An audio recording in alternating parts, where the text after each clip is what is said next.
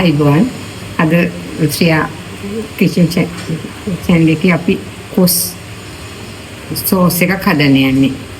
මේ මම හිතන්නේ කොස් සෝස් එක කවුරු කාලා නැතුව ඇති. මම අත්දැකීමෙන් අද අලුතෙන් හදන කෙනෙක්. කොස් කෝප්පයයි ගුරුයි සුදුලු ගන්න ස්වල්පයක්. මිරිස් ස්වල්පයක් ගන්න. මිරිස් සීනි ගන්න. අවශ්‍ය ප්‍රමාණ ලුණු ගන්න.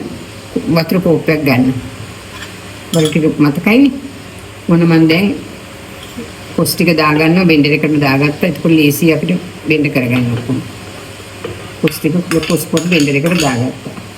ඒකට වතුර කෝප්පයක් දාගන්න ඕනේ. අඬ කෝප්පයක්. මේ අඬ කෝප්පේ එකක්. ලුණු ස්වල්පයක් දාගන්න.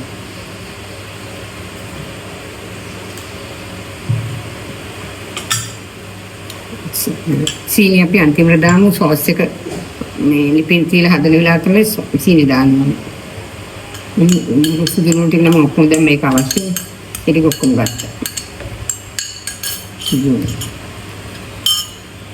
මිරිස් ටිකත් අපි අන්තිමට දාමු බෙන්ඩ් කරගමු. දැන් බෙන්ඩ් කරගෙන මම එන්නම් මේක. දාපු වඩු ටික ඔක්කොම බෙන්ඩ් කරගෙන ආවා.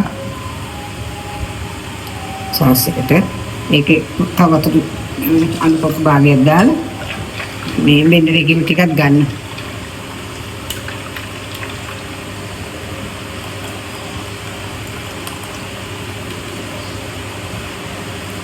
දැන් මේකට අපි අවශ්‍ය ප්‍රමාණය මිරිස් ටිකක් දාගන්න. මිරිස්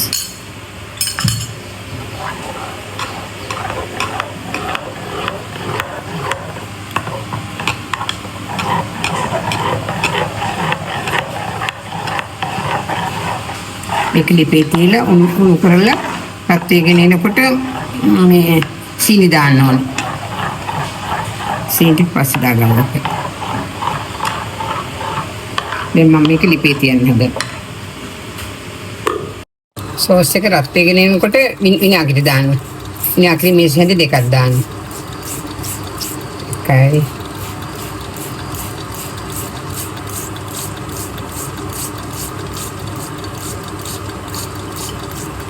මේක මේ විනාගිරි එක මේක මේ ඇපල් විනාගිරි එකක් මේක මෙහි එකක් නෙමෙයි මම මේ ඉතාලියෙන් ගෙනාපු එකක්.